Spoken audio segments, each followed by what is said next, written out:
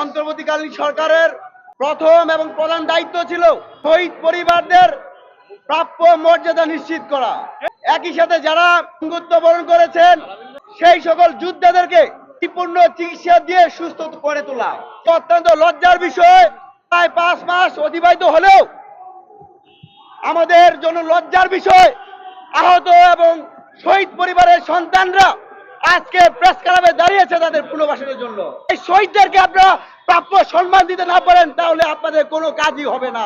শুনতে পেয়েছি এখন পর্যন্ত প্রায় 2000 অধিক শহীদ হয়েছে।